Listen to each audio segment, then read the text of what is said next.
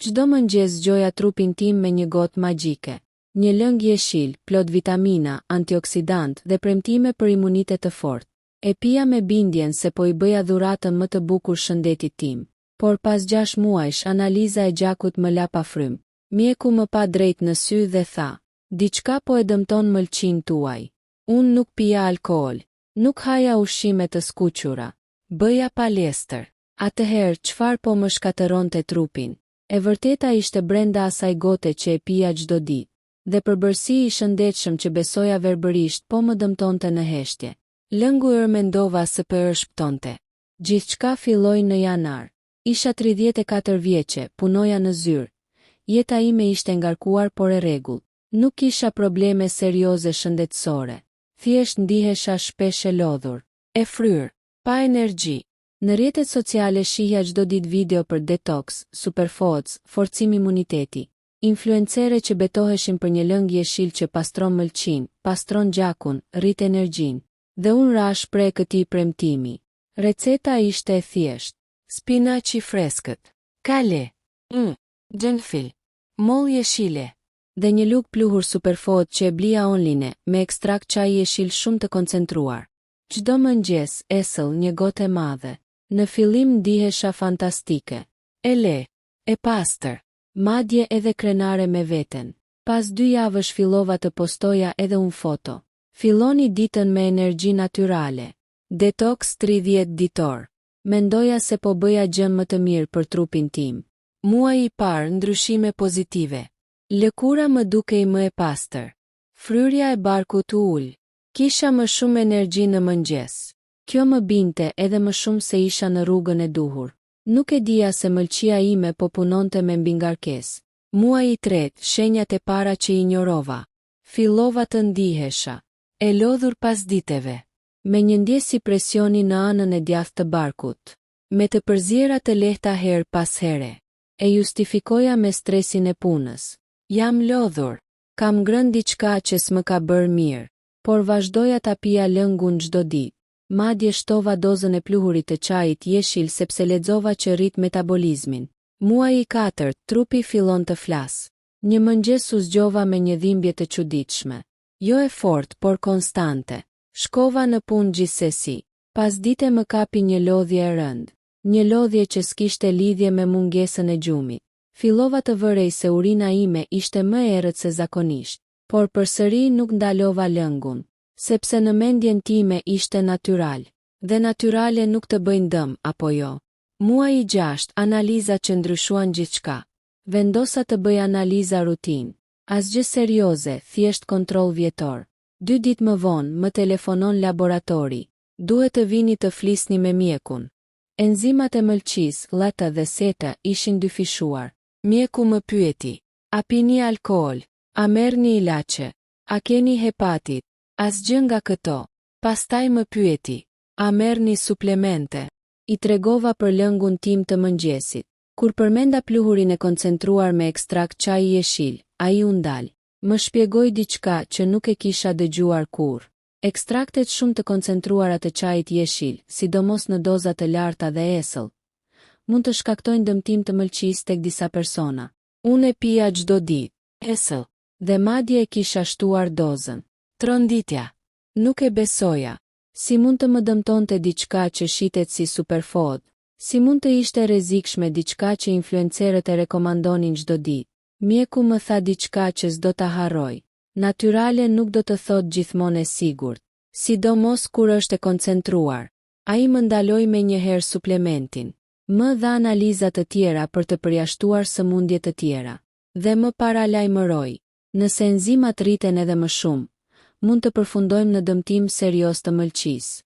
Në atë moment, për herë të parë ndjeva frikë të vërtetë. Pse ndodhi kjo? Problemi nuk ishte spinaçi, as limoni, as molla. Ishte doza e lartë e ekstraktit të çajit jeshil. Konsumimi së përdorimi I përditshëm për 6 muaj. Besimi I verbër pa kontroll mjekësor. Mëlçia është organi që përpunon gjithçka, dhe kur I japim substanca të përqendruara çdo ditë, ajo lodhet. Ndjenja e fajit. Më e vështira ishte të pranoja që unë vete kisha shkaktuar këtë, jo nga pakujdesia, por nga dëshira për të qenë më e shëndetshme. Ironia më goditi fort. Javët pas diagnozës. Ndalova me njëherë suplementin. Mjeku më rekomandoi të mos merrja asnjë suplement pa këshill, të pija shumë ujë, të shmangja alkoolin edhe pse nuk pija, të bëja analiza çdo 3 javë. 3 javët e para ishin të mbushura me ankth. Çdo dhimbje e vogël më dukej alarm. Fillova të kërkoja në internet dhe gjeta histori të tjera të ngjashme. Njerëz që kishin përfunduar në spital për shkak të suplementeve natyrale. Disa madje kishin pasur dëmtime serioze. Atëherë kuptova, industria e suplementeve nuk është gjithmonë aq e kontrolluar sa mendojmë. Analiza e dytë. Pas 3 javësh, enzimat kishin filluar të uleshin. Jo në nivel normal ende, por në rënje. Mjeku më tha, duket se e kemi kapur në kohë.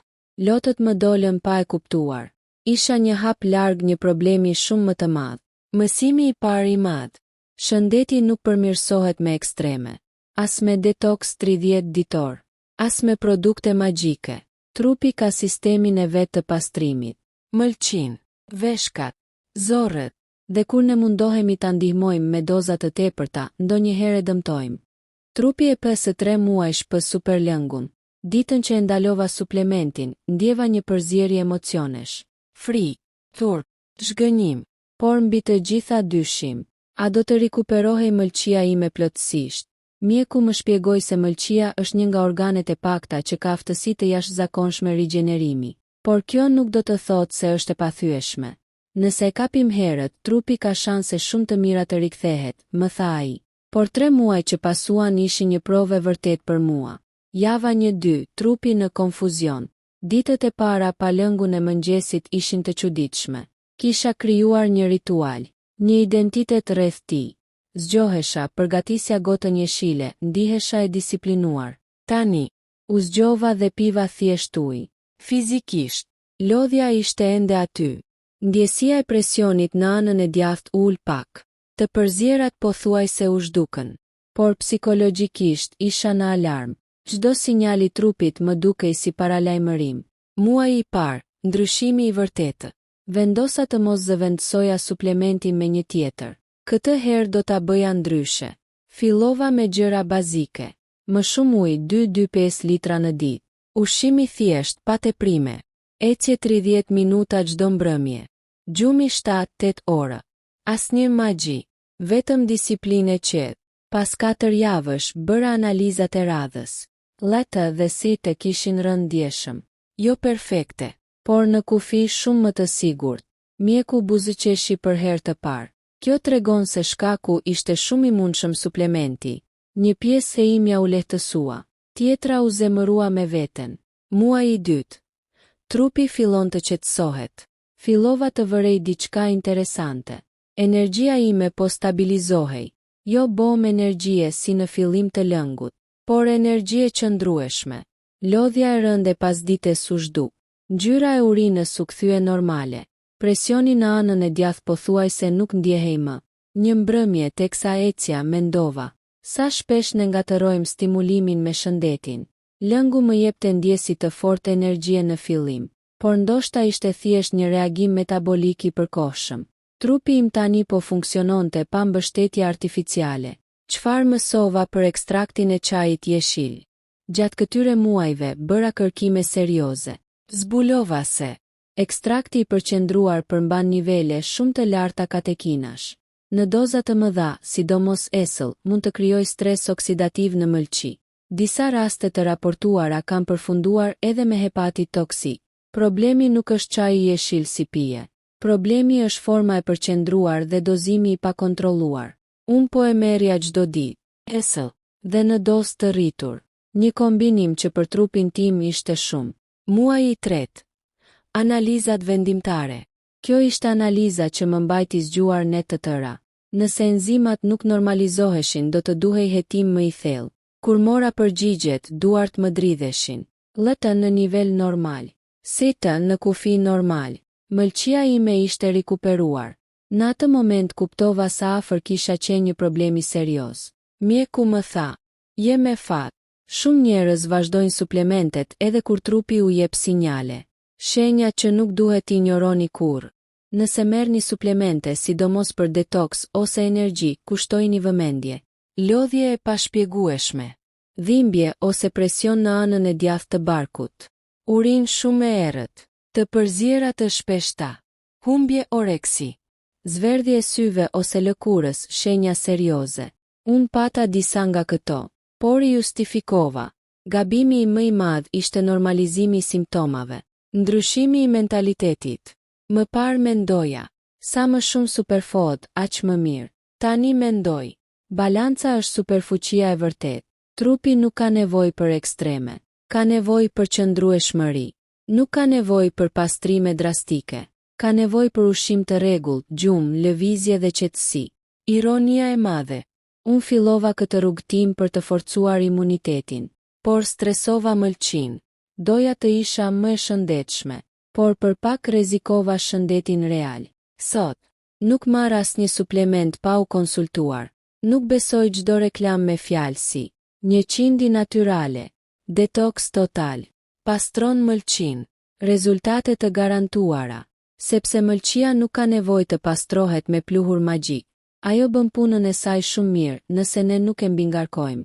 Mesazhi HDT kisha dashur të dëgjoja herët. Kur analizat dolën normale, mendova se gjithçka kishte mbaruar, por në të vërtetë aty filloi reflektimi më i madh, sepse problemi nuk ishte vetëm lëngu. Problemi ishte mentaliteti im, reagimi i familjes. Nuk ua kisha treguar menjëherë, nuk doja t'i shqetësoja, por një mbrëmje teksa po hanim darkë, bashkëshorti i më pyeti, pse ke qenë kaq e tensionuar këto muaj? I tregova gjithçka. Ai më pa i habitur. Ti, që gjithmonë kontrollon etiketat, që nuk pi as pije me gaz. Po, unë, sepse ndonjëherë rreziku nuk vjen nga gjërat që duken të këqija, vjen nga ato që duken perfekte. Nëna ime reagoi ndryshe. Prandaj unë zbesoj këto modat e internetit, më tha. Në fillim unë ndjeva e sulmuar, pastaj kuptova se kishte një pikë të fortë. Gabimi që bëjmë shumica. Ne duam rezultate të shpejta. Duam energji brenda 7 ditësh. Humbje peshe brenda 30 ditësh. Pastrime që zgjidhin gjithçka. Industria e suplementeve e di këtë. Fjalët si detox, superfood, boost imuniteti janë shumë joshëse. Por ajo që nuk thuhet mjaftueshëm është. Doza ka rëndësi. Forma ka rëndësi. Trupi yt është unik. Ajo që funksionon për dikë tjetër mund të mos jetë e sigurt për ty. Çfarë më tha mjeku në vizitën e fundit? Ai më dha një këshill që e kam shkruar në telefon. Mos u përpiq ta përmirësosh trupin me shpejtësi. Mbështete me qëndrueshmëri. Më shpjegoi se mëlçia punon çdo ditë për të filtruar toksinat, të përpunuar ilaçet, të metabolizuar yndyrnat, të ruajtur energjinë. Dhe kur ne shtojmë substanca të përqendruara çdo ditë, sidomos esëll, ajo mund të mbingarkohet. Problemi nuk është një gotë çaj jeshil. Problemi është ekstrakti shumë i përqendruar, i marrë pa monitorim. 5 rregulla shpëtuan nga përsëritja e gabimit 1. Asnjë suplement pa konsult mjekësore, sidomos nëse është për mëlçin, metabolizmin ose humbje peshe. 2. Mos e rrit dozën vetëm sepse nuk sheh rezultate. Unë e shtova dozën vetë. Ishte gabimi më i madh. 3. Mos merr suplemente të forta esëll pa udhëzim. Kjo rrit stresin metabolik. 4. Bëj analiza nëse përdor diçka çdo ditë për muaj të tërë. Edhe natyralet mund të ndikojnë në enzimat e mëlçisë. 5. Mos e ngatëro stimulimin me shëndetin. Ndjesia e energjisë menjëhershme nuk do të thotë që trupi është më i shëndetshëm. Momenti që më tronditi më shumë. Një natë, duke kërkuar online, lexova histori njerëzish që kishin përfunduar në spital me dëmtime serioze nga suplemente detox. Disa nuk e kishin kapur në kohë. Në atë moment kuptova sa me fat isha. Trupi i më kishte dërguar sinjale, dhe për fat i kapa para se të ishte vonë. Si duket rutina ime sot? Asgjë ekstreme. Mëngjes me proteina dhe fibra. Uji i mjaftueshëm. Perime të freskëta normale, jo në doza industriale. Ecje 30-40 minuta. Gjumi prioritet. Ndonjëherë pi çaj jeshil, por si çaj, jo si ekstrakt i përqendruar. Mesazhi im për çdo grua dhe burr që ndjek trendet e shëndetit. Mos e ndërto identitetin tënd mbi produkte. Shëndeti nuk është një pluhur, nuk është një lëng magjik, nuk është një sfidë 30 ditore. Është bala, dëgjimi i trupit, kontrolli i rregullt, informimi i vërtet. Nëse diçka tingëllon shumë e mirë për të qenë e vërtet, ndoshta është e vërteta që mësova me dhimbje. Unë doja të forcoja imunitetin, por rrezikova mëlçin. Doja të bëhesha versioni më i mirë i vetes, por pothuajse u bëra shembull i një paralajmërimi. Sot jam mirë, analizat janë normale, por historia ime është kujtesë. Edhe gjërat e shëndetshme mund të bëhen të rrezikshme kur i përdorim pa dije.